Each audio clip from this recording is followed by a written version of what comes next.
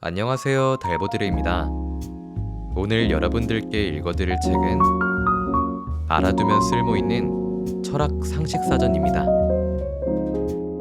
이 책은 엄선된 50가지의 철학 개념들을 설명해주는 책으로 철학이라는 걸 공부하고 싶지만 어떻게 시작해야 될지 모르는 시청자분들에게 좋은 입문서가 될 것이고, 철학에 대해 아시는 분들도 이 영상을 시청하시면서 다시 한번 되짚어보는 시간이 될 것 같습니다. 이제 한번 시작해 보도록 할까요? 구독과 좋아요 부탁드리고요. 여러분들의 댓글과 관심은 큰 힘이 됩니다. 그러면 시작해 보도록 할게요.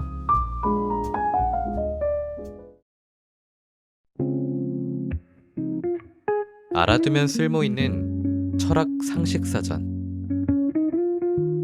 출판사 포르체. 이 책의 목적은 철학의 50가지 핵심 개념을 살펴보는 것이다. 이토록 심오하고 창의적이며 영향력이 큰 개념들을 떠올린 철학자들의 해안은 경이롭다는 말로도 부족하다. 이 책은 수세기에 걸친 철학사와 수많은 철학자의 생애를 담고 있다. 여기에 나온 개념들은 인간의 삶과 삶을 둘러싼 현실에 대해 평생 온 힘을 다해 고민한 철학자들과 사상가들이 남긴 생각의 총결산이다. 이 철학자들은 자신들이 읽고 말하고 생각한 이론을 다시 서로 묻고 답하며 발전시켜 왔다. 이제 독자 여러분이 철학적 실천의 정수, 철학적 대화에 참여할 차례다. 어떤 책이든 철학적 가치가 있는 개념을 전부 수록하려면 두께가 상당해질 수밖에 없다. 그러나 이 책은 고대 그리스부터 현대에 이르는 철학 개념 중 50가지만 선별했기에 모두 흥미롭다는 미덕을 품고 있다. 이 책에 등장하는 철학자들은 탁월한 선구자로 이들의 개념을 소화하려면 독자 여러분도 골똘히 사색해야 할 것이다.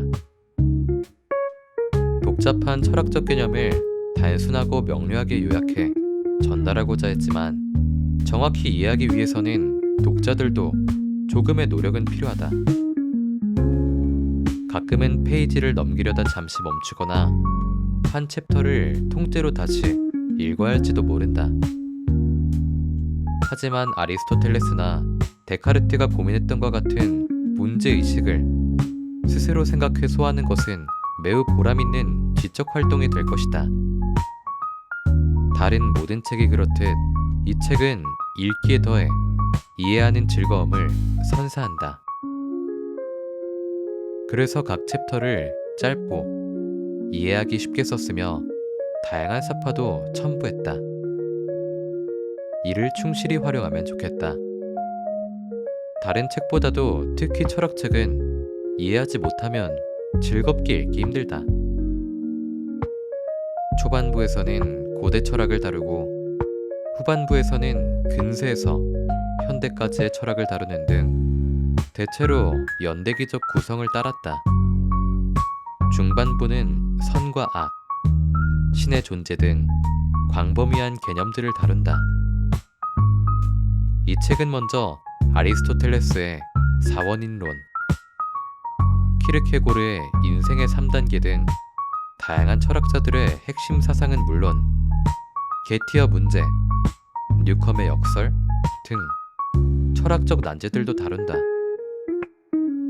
이는 각 사상의 가치나 효용을 판단한 것이 아니라 다양한 사상에는 여러 가지 맥락과 목적, 시각이 있다는 점을 나타내기 위해서다.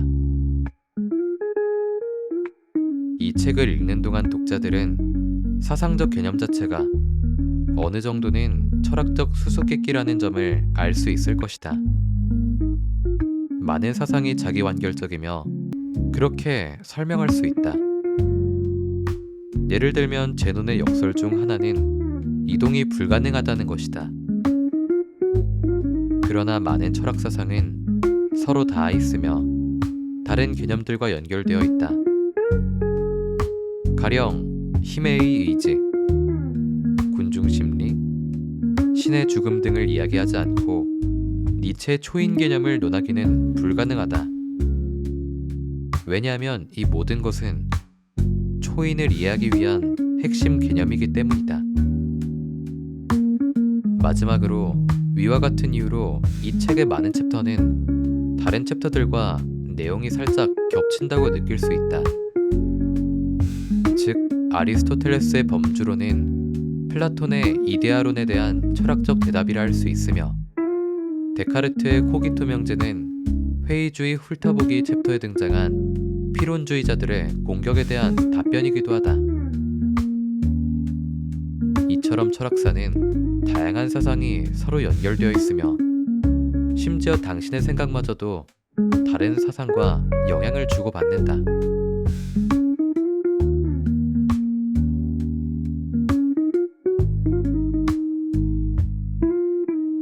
챕터 13.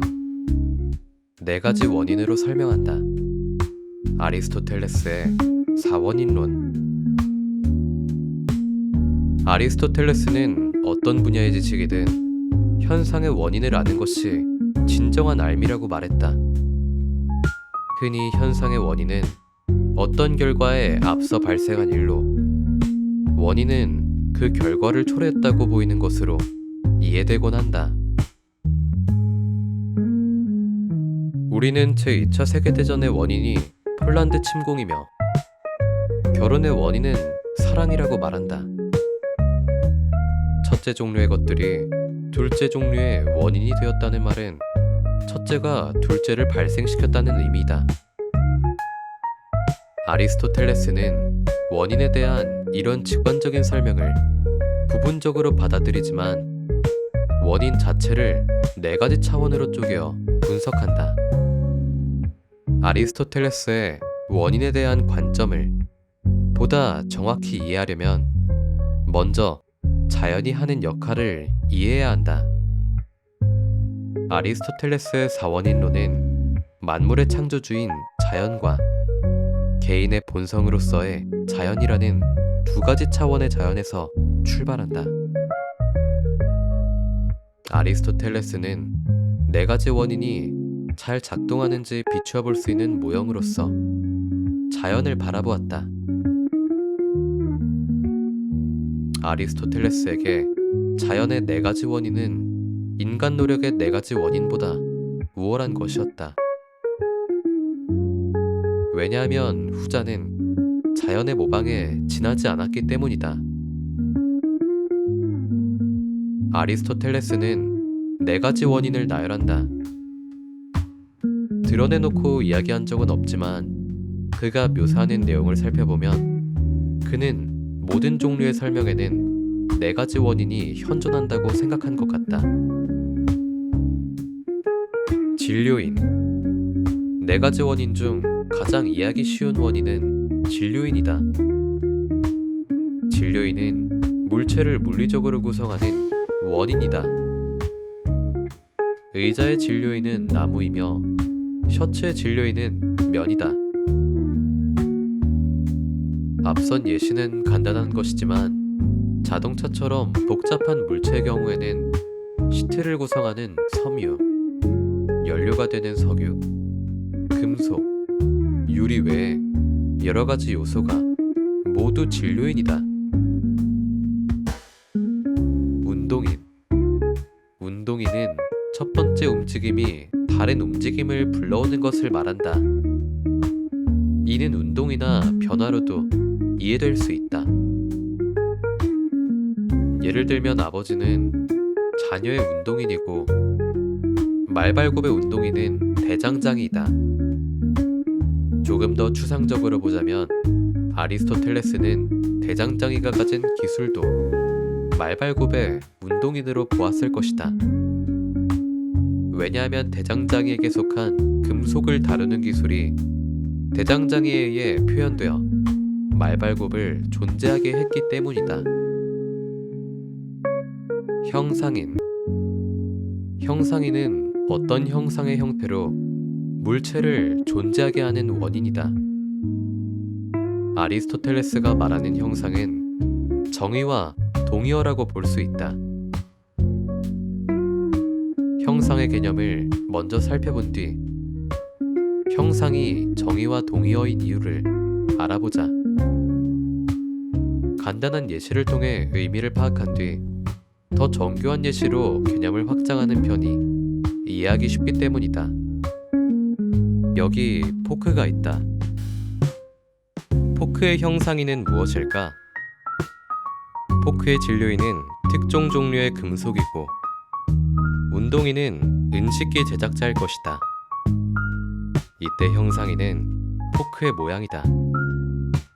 포크는 길게 뻗은 손잡이 끝에 네 갈래로 갈라진 금속 물체의 모양을 하고 있다. 포크 모양을 묘사하면서 우리가 포크의 정의를 말하기도 했다는 점을 주목하자. 포크의 정의는 포크의 외양 묘사와 한치도 다르지 않다.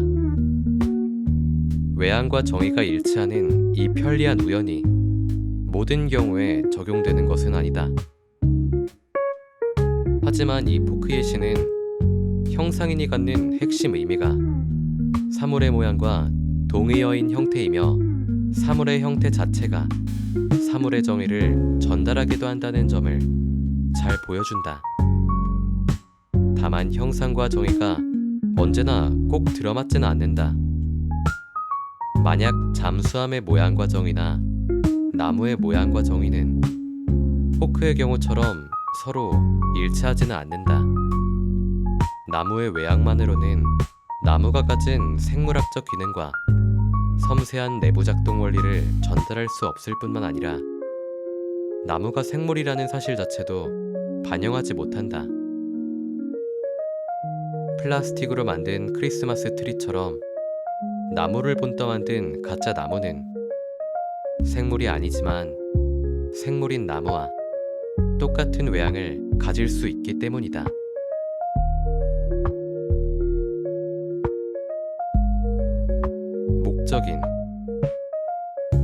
목적인은 4원인 중 가장 추상적이면서도 가장 이해하기 쉬운 원인이다.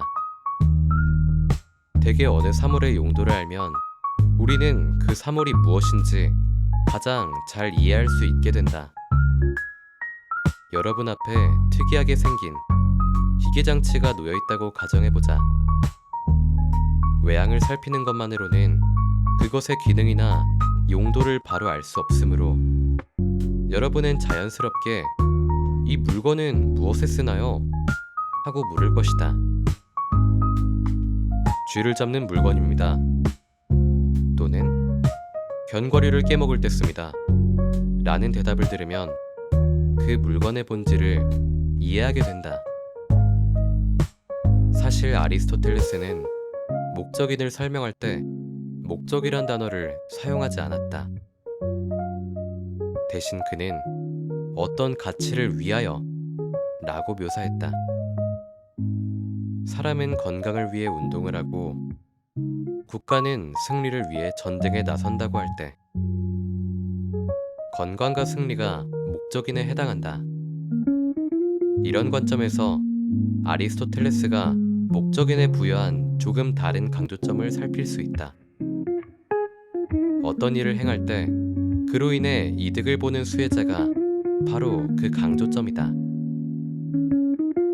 여러분은 연인에게 감동을 주기 위해 시를 쓸 수 있다.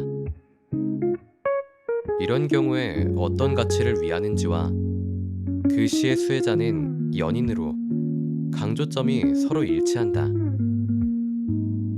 사원인은 목적인을 통해 하나로 묶인다. 총체적인 목적을 의미하는 목적인은 진료인과 운동인 양자를 결정하고 두 원인은 형상인을 끌어내기 위해 함께 작용한다. 예를 들어 누군가에게 줄 선물로 의자를 만드는 목수를 생각해보자. 의자를 만들겠다는 결심은 목적인이다. 이는 궁극적 목적이지만 논리적으로는 첫 단추다.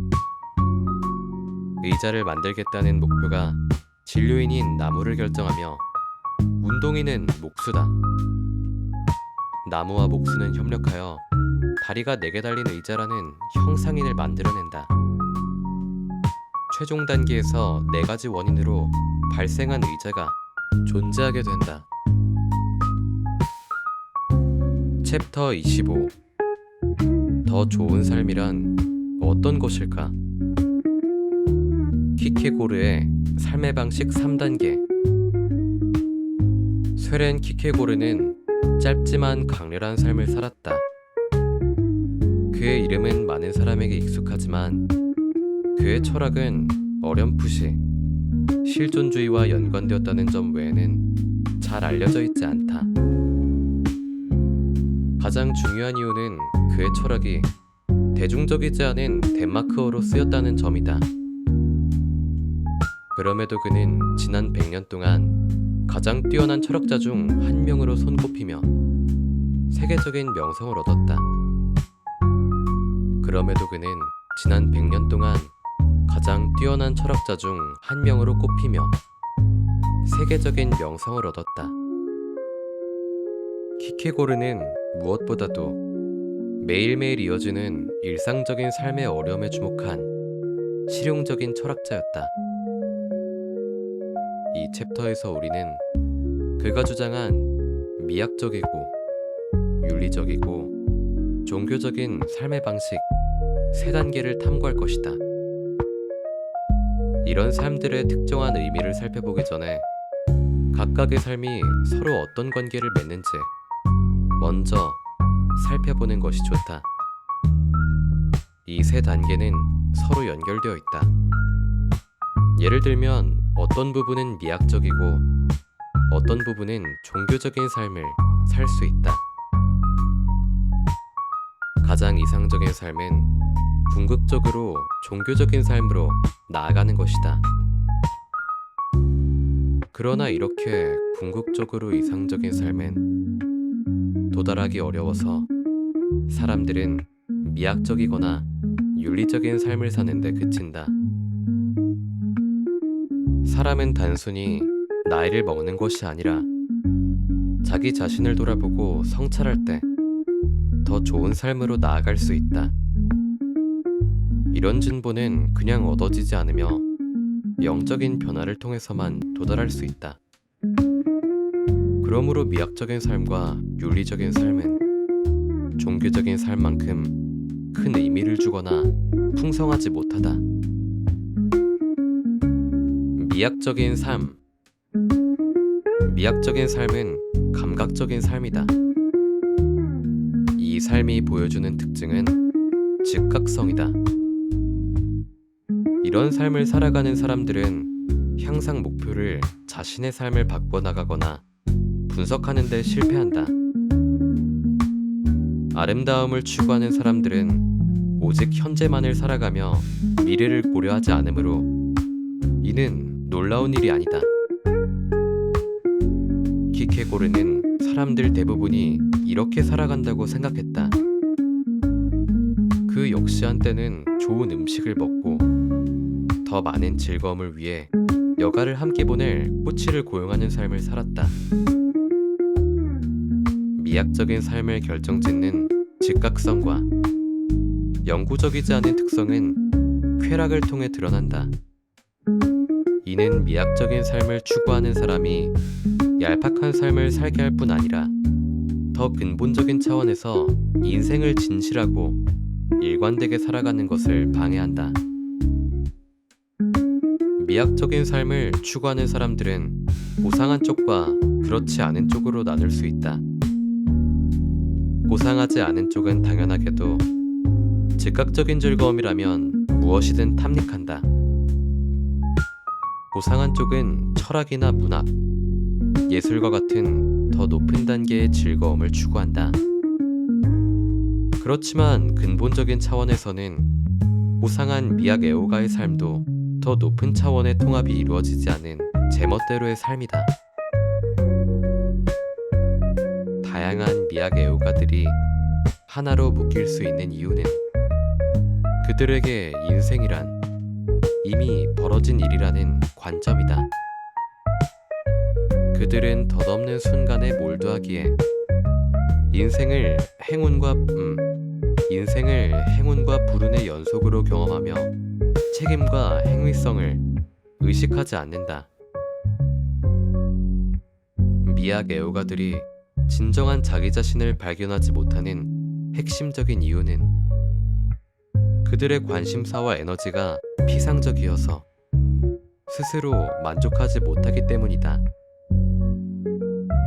그들은 자신을 속이기 위해 교대 전략을 취하는데 이 쾌락에서 조금 더 특별하고 고급인 것 같은 다른 쾌락으로 옮겨다니며 인생을 살아가는 낡은 방식을 고수하면서도 색다른 쾌락을 경험하며 더 큰 만족을 느끼려는 방법이다. 요리 교실에 참석해보지만 다시는 직접 요리하지 않고 책을 읽지만 마지막 결론 부분만 읽고 덮으며 사랑에 빠져도 곧 그 연인에게 질려버리는 것이다. 윤리적인 삶. 미학적인 삶의 얄팍함을 경험하고 그 삶에서 빠져나온 사람만이 윤리적인 삶을 살아갈 준비가 되었다고 볼 수 있다. 윤리적인 삶은 미학적인 삶과 표면적으로 대조를 이룬다. 미학적인 삶이 외부 세계로 가득 차 있다면 윤리적인 삶은 자신의 내면에 집중한다. 윤리적인 삶은 미학적인 삶에서 찾을 수 없는 질서를 알게 해준다.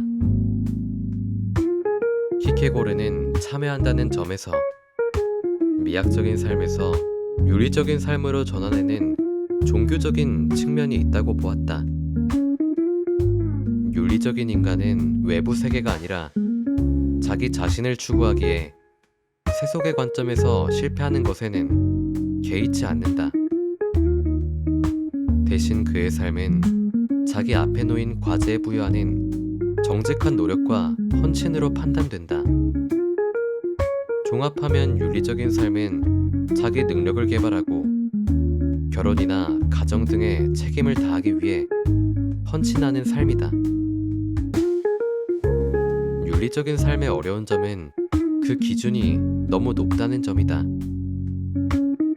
윤리적인 삶을 추구하는 사람이라면 누구든 그 삶이 요구하는 지점들을 지키기 쉽지 않다고 느낄 것이다. 키케고르가 보기에 전적으로 종교적인 삶을 추구하는 사람은 보편적인 가치를 지향하느라 자기 자신의 고유성에 대한 감각을 잃을 수 있어서 더욱 힘들다. 자신이 갈망하는 삶과 실제로 살아가는 삶이 맞아떨어지지 않으므로 윤리적인 인간은 절망한다.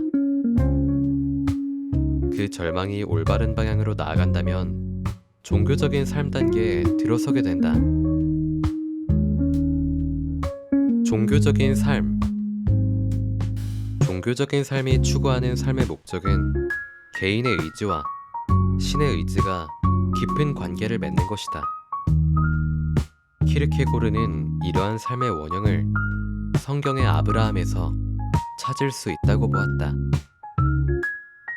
도덕성과 이성에 집중하는 윤리적인 삶은 신의 뜻에 개인의 의지를 맡기는 종교적인 삶으로 나아간다. 종교적인 사람은 자신의 지향이 신의 뜻에 따라야 한다는 점을 받아들이는데 이는 자신의 삶이 영원한 질서를 따르도록 의식적인 결정을 내려야 한다는 의미다.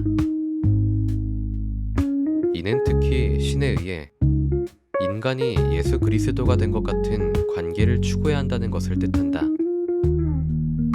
평범한 사람은 신이 인간의 모습으로 세상에 내려왔다는 모순을 완전히 이해할 수 없기에 믿음의 도약이 필요하다. 결론적으로 종교적인 인간은 미학적이거나 윤리적인 삶을 사는 차원에서 그치지 않고 영원한 가치를 추구하는 방향으로 나아간다. 결국에는 모든 것이 영원성을 따를 수밖에 없다.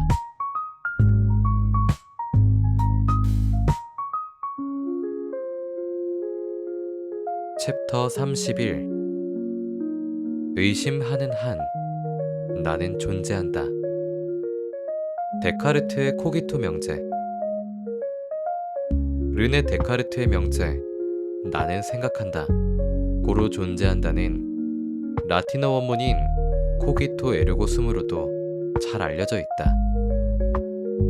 그런데 많은 사람들에게 익숙할 정도로 알려진 이 명제가 뜻하는 바는 무엇일까? 아주 간결하지만 품고 있는 의미는 그렇게 단순하지도 간단하지도 않다. 어쨌든 우리는 나는 목이 마르다나 나는 정직하다라고 말하듯 나는 생각한다라는 말도 자주 한다. 데카르트가 이 말을 통해 정확히 표현하고자 했던 생각은 무엇일까? 데카르트와 방법적 회의. 데카르트의 코기토 명제는 그의 저서 제1철학에 관한 성찰에 처음 등장하며 다른 저작에서도 그는 이 명제에 대한 생각을 발전시켰다. 이 책의 제2성찰 부분에서 데카르트는 코기토 명제 논증을 통해 인간 이성의 본성이 육체의 본성보다 파악하기 쉽다는 것을 증명하고자 한다. 우리가 알 수 있는 것이 무엇인지를 확장적으로 논증하는 맥락에서 데카르트는 코기토를 근본적 회의라는 방법론의 해답으로 제시한다. 이는 데카르트가 이전부터 알고 있다고 생각한 것들을 체계적으로 의심하기 위해 활용하는 방법이다. 이것이 근본적 또는 급진적 회의인 이유는 그가 정말로 모든 것을 의심하고자 노력하기 때문이다. 그는 심지어 우리가 당연하게 받아들이는 전제들, 즉 세계가 있고 그 세계에는 대상이 존재하며 우리가 그 세계에 존재하고 있다는 사실마저 의심한다. 그리고 이를 형태와 육체 자체, 움직임과 위치를 회의하는 것에까지 확장했다. 데카르트가 이렇게 끊임없이 회의한 것은 학문적 실천이기도 했지만 동시에 그가 매우 개인적인 차원에서 인간으로서 얼마나 자주 오류와 잘못된 의견에 빠지는지를 인정하는 일이기도 했다. 데카르트는 자신이 해낸 철학적 기획의 개인적인 성격을 강조하며 책의 제목을 당대 철학서적에 유행하던 논의 등으로 붙이지 않고 성찰이라고 붙였다. 그는 독자가 책의 내용을 함께 따라가며 그가 펼친 생각을 직접 성찰해보고 그의 주장이 어떤지 평가하기를 원한다고 적었다. 데카르트의 코기토 명제가 나 또는 자신에 주목한다는 점을 생각하면 이런 생각은 놀랍지 않다. 회의주의적 의심에 대답하기. 어떤 면에서 코기토가 급진적 회의주의의 해답이 될 수 있는 걸까? 먼저 데카르트가 제시한 급진적 회의의 조건을 살펴보며 어떻게 코기토가 해결책이 되는지 알아보자.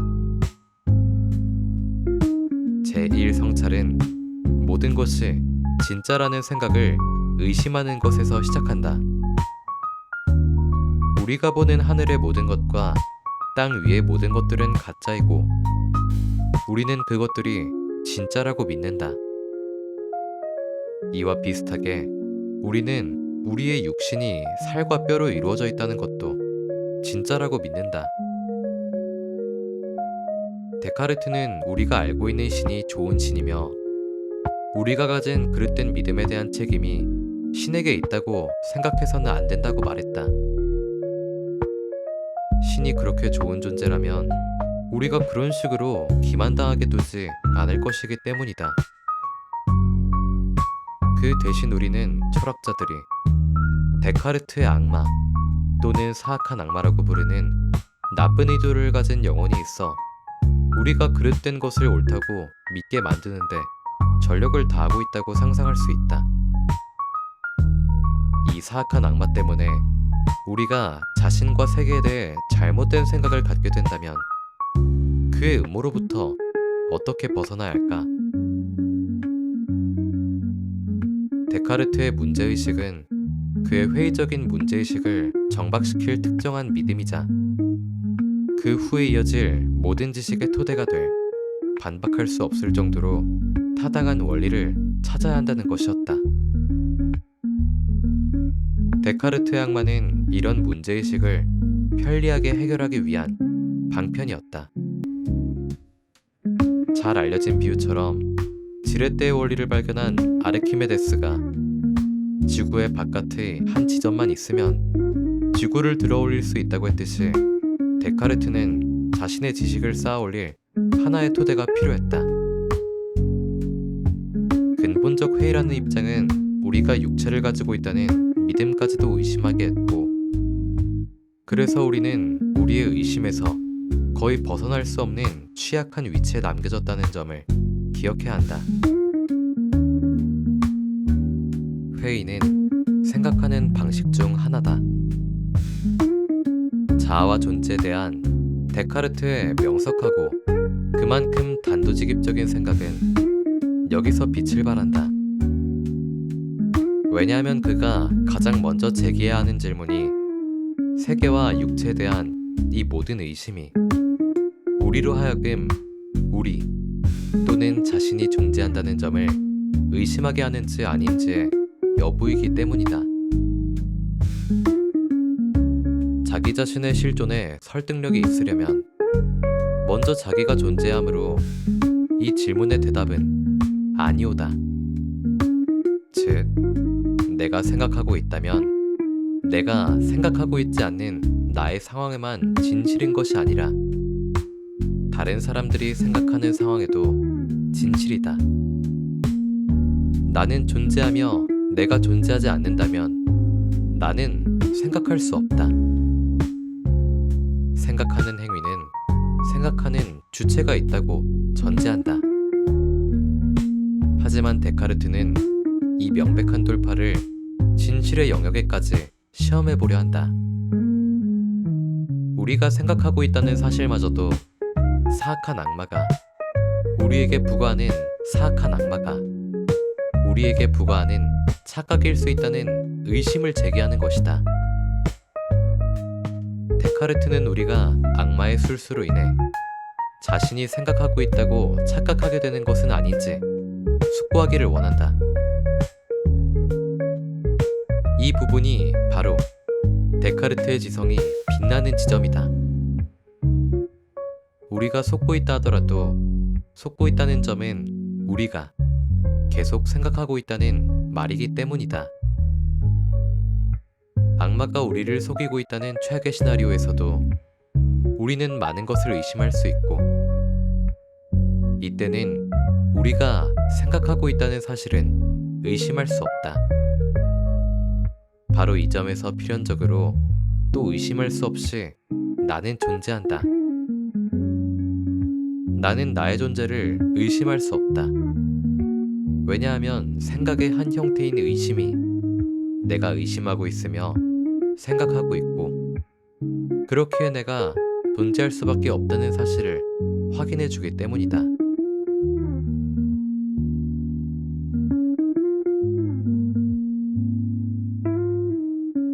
챕터 37 알m 또는 지식의 조건 게티어 문제. 우리가 생각하고 스스로 확신하는 마음의 상태를 알m 또는 지식이라고 부른다. 그러나 우리가 안다는 사실을 어떻게 아는가? 우리 또는 다른 누군가가 지식을 갖고 있다고 말하기 위해 만족시켜야 하는 조건에는 어떤 것들이 있을까? 에드먼드 게티어는 정당화된 참인 믿음은 지식인가? 라는 논문을 쓰면서 이 문제를 찬찬히 들여다보았다. 정당화된 참인 믿음이란 무엇인가? 정당화된 참인 믿음이론은 직관적으로 호소력이 있는 인칭론이다. 근본적인 차원에서 이것은 지식을 달성했다고 할 때 충족해야 하는 필요 충분 조건을 제시하는 이론이다. 이 조건들이 충족되었을 때 우리는 지식을 갖추었다고 할 수 있다. 우리는 보통 믿음과 암 사이에 구별을 둔다. 우리는 우리 집이 흰색이라는 걸 알지만 신혼부부의 결혼 생활은 오래갈 것을 믿는다고 말한다. 믿음과 암의 구분은 중요도의 차이가 아니다. 우리는 집 외벽의 페인트색보다는 결혼 생활의 지속을 더 중요하게 생각한다. 둘 중 무엇을 더 확신하는지도 암과 믿음을 가르는 조건이 아니다. 왜냐하면 우리는 집이 흰색이란 사실을 안다고 말하는 것보다 훨씬 열정적이고 헌신적으로 신에 대한 믿음을 고백하기 때문이다. 이 예시에서 알 수 있는 암과 믿음의 차이는 특정한 정도의 차이다. 암은 믿음보다 확실성의 정도가 더 높다. 암과 믿음 사이에 이 관계가 참이라면 알고 있다고 확신해야 한다는 점에서 지식도 일종의 믿음이라고 볼 수 있다. 이제 살펴볼 게티어 문제에서는 이 관계를 더 찬찬히 들여다볼 것이다. 이제 정당화된 참인 믿음의 참 조건으로 초점을 돌려보자. 참이란 믿음이든 알미든 우리 머릿속 생각이 아니라 현실에 실제로 존재하는 것을 가리킨다. 즉, 내 집이 흰색이란 사실은 내가 그것을 흰색이라고 믿거나 그렇게 알고 있는 것과 상관없이 그 집이 실제로 흰색일 때만 참이다. 정당화라는 마지막 조건은 처음 두 요소인 참인 믿음이 정당한 이유에 의해 그렇다는 점을 보장하는 조건이다. 참인 믿음을 옳은 이유로 견지한다는 것은 나 자신이 그 믿음을 우연이나 행운이 아니라 적절한 방법에 의해 갖게 되었음을 말한다. 어떤 친구가 나에게 막 강아지 한 마리를 데려와 기르기 시작했다고 말했다고 하자. 그녀는 강아지 종을 알려주지 않았다. 그날 밤 내 꿈속에서 그녀가 코커스 페니얼 강아지를 데려왔다고 해서 그녀가 코스니 페니얼을 기르기 시작했다고 생각하는 내 믿음이 정당화되었다고 할 수는 없다. 심지어 그녀가 정말로 코커스 페니얼을 데려왔다고 해도 그렇다. 그녀가 코커스 페니얼 강아지를 데려왔다고 내가 믿는 것이 정당화되려면 다른 모든 가능한 설명 중에서도 그녀가 코커스 페니얼을 데려왔다고 말했거나 코커스 페니얼 강아지를 내 눈으로 직접 보아야 한다. 순수한 우연으로 그녀가 코커스 페니얼을 기르는 꿈을 꾼 것은 그녀가 해당 종류의 강아지를 가지고 있다는 나의 믿음을 정당화할 수 없다. 정당화된 참인 믿음에 대한 게티어의 비판. 알미란 위에 언급된 조건들을 따라 구체적인 방식으로 정당화된 참인 믿음이라고 설명할 수 있다. 게티어가 자신의 문제의식을 밝혔을 때 비판하고자 했던 것이 바로 이런 이론이다. 게티어는 이런 조건들이 충족되었을 때에도 알미 성취되지 않을 수 있다는 점을 문제로 제기했다.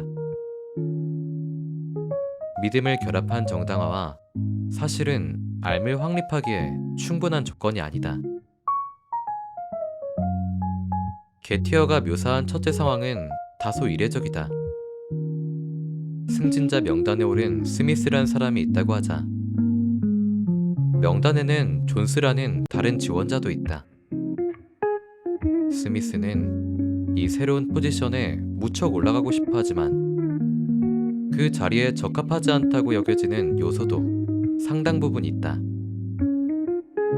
회사 대표는 스미스에게 사실 존스가 그 자리로 승진하게 되었다고 이야기한다. 하필이면 그날 아침 스미스는 존스에게 빚진 동전 10개를 준 상황이다. 즉 스미스는 존스가 주머니에 동전 10개를 넣는 것을 직접 보았으므로 존스의 주머니에 동전이 10개 있다는 점을 알고 있다. 스미스는 회사 대표가 말해준 내용과 존스의 주머니에 동전 10개가 있다는 자신이 알고 있는 내용을 결합해 속으로 생각한다.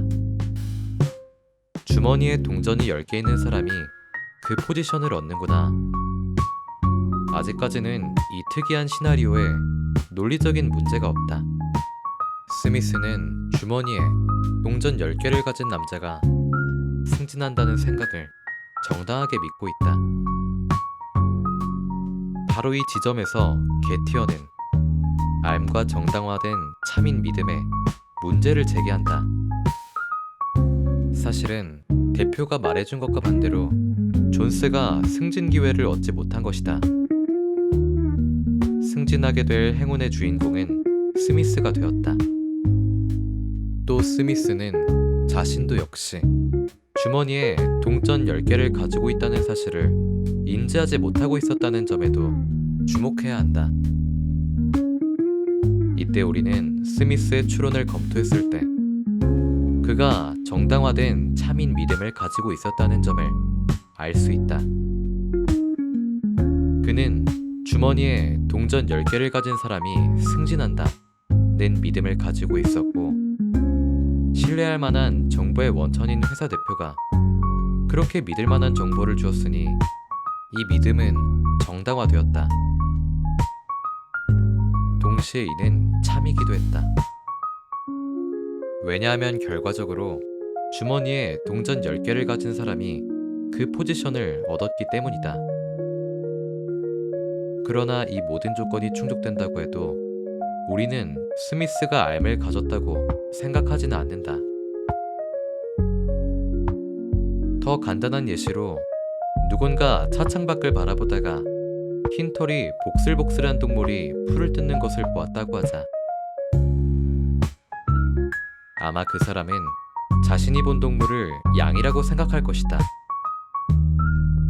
그런데 사실 그 동물은 양이 아니라 박스를 잘라서 양처럼 만든 것이었다. 그러나 그 모형 뒤에는 진짜 양이 숨어 있었다. 그러니까 순전히 운에 의해서 이 사람은 자신이 양을 보았다고 하는 것에 정당화된 참인 믿음을 갖게 되었다. 그러나 그 사람이 자신이 양을 보았다는 점을 알고 있다고 말하기는 어렵다. 이런 예시뿐 아니라 게티어 문제라고 불리는 다른 예시들이 많이 등장하여 정당화된 참인 믿음이라 하더라도 알미될 수는 없다는 점을 보여주었다. 알 또는 지식을 설명하는 데에는 이 조건들 외에 다른 것이 존재한다는 것이다.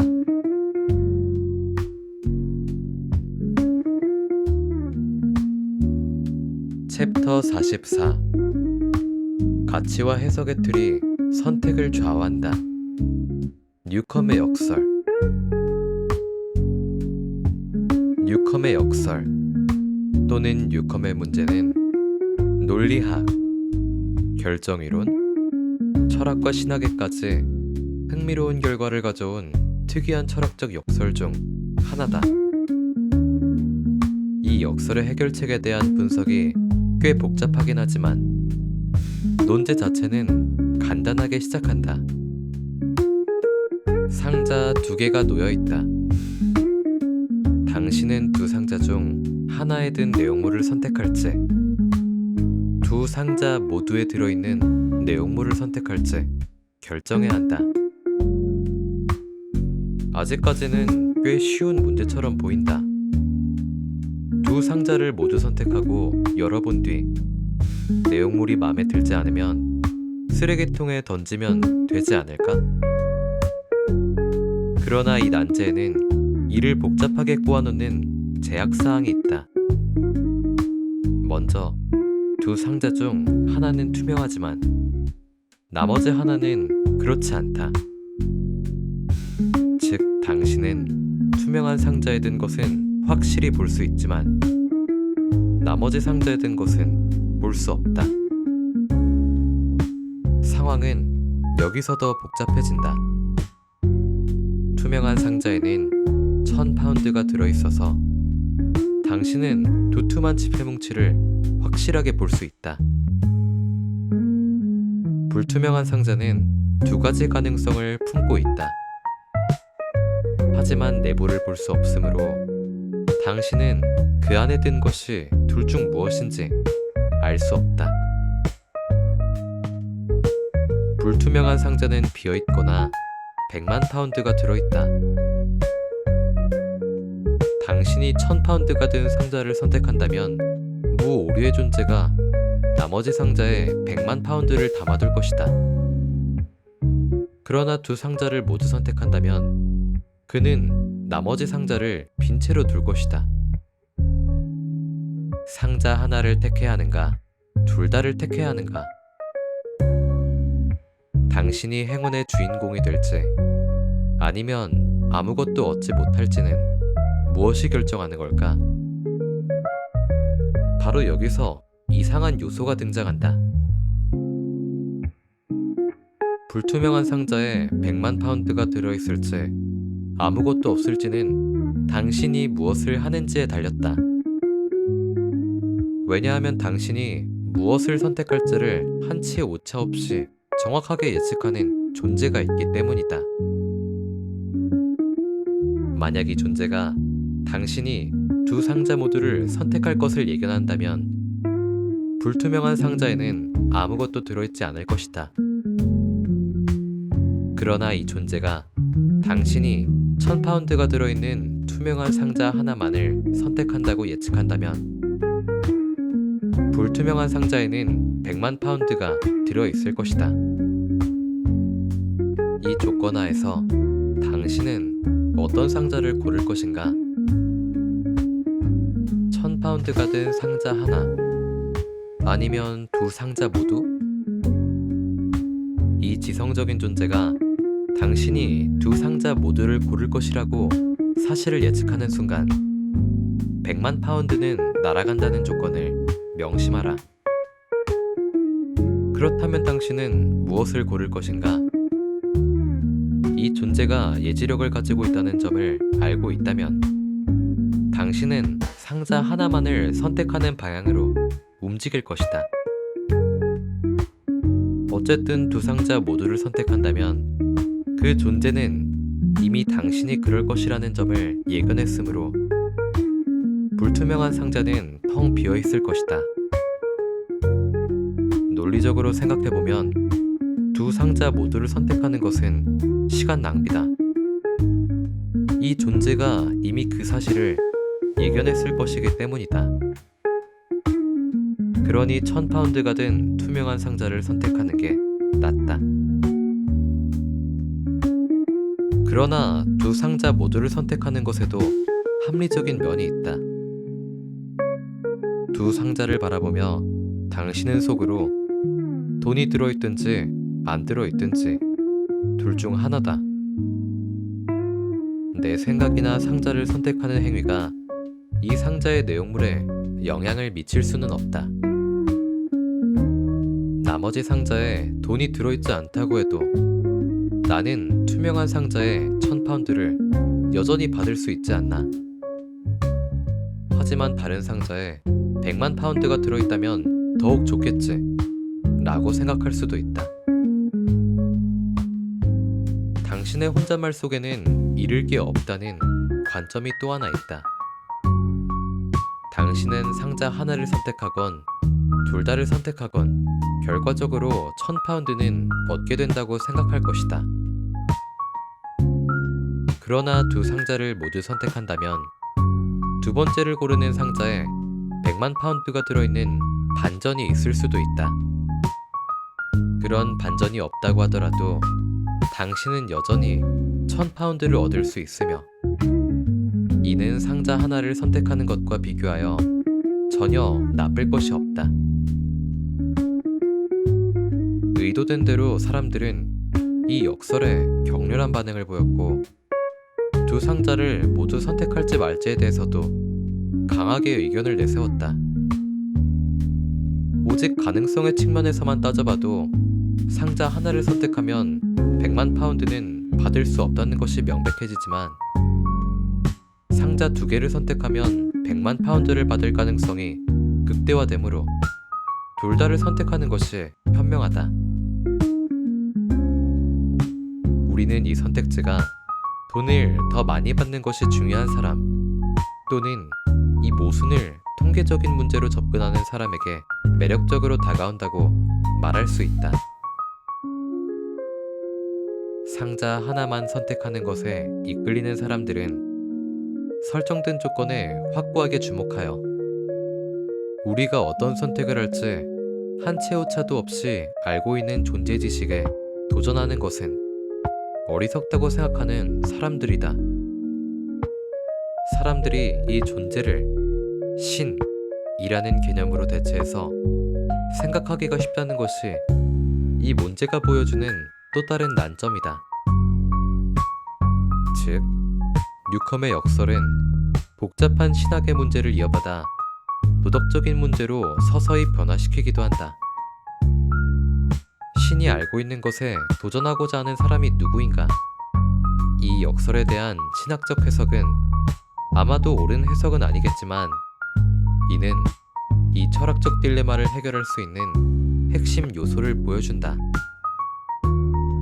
이 요소는 우리가 이 역설을 어떤 가치를 통해 또는 어떤 해석의 틀을 통해 이해하는지와 관련이 있다. 이 모순의 어떤 요소에 주목하는지에 따라 무엇을 선택할지가 달라진다. 우리가 무오류의 존재가 가진 전지적 능력에 초점을 맞추고 그것이 우리가 내릴 미래의 선택을 알 수 있다는 점을 중시한다면 우리는 상자를 하나만 선택할 것이다. 그러나 우리가 전적으로 통계적인 가능성과 받을 수 있는 돈의 액수에만 집중한다면 두 상자를 모두 선택할 것이다. 뉴컴의 역설에서 가장 흥미로운 부분은 불투명한 상자에 어떤 일이 일어날지에 대한 것이다. 우리가 상자 하나 또는 둘 다를 선택하는 순간 불투명한 상자에는 100만 파운드가 들어있을까? 들어있지 않을까? 그 상자가 투명하다면 우리는 무엇을 보게 될까? 만약 상자가 투명하다면 100만 파운드를 직접 눈으로 볼 수 있으니 우리의 선택은 둘 다를 선택하는 쪽으로 완전히 달라질 것이다. 아니면 그 돈이 거기에 들어있다 하더라도 우리가 두 상자를 모두 선택하는 순간 무오류의 존재가 그 돈을 사라지게 만들 것이라고 가정하게 될까?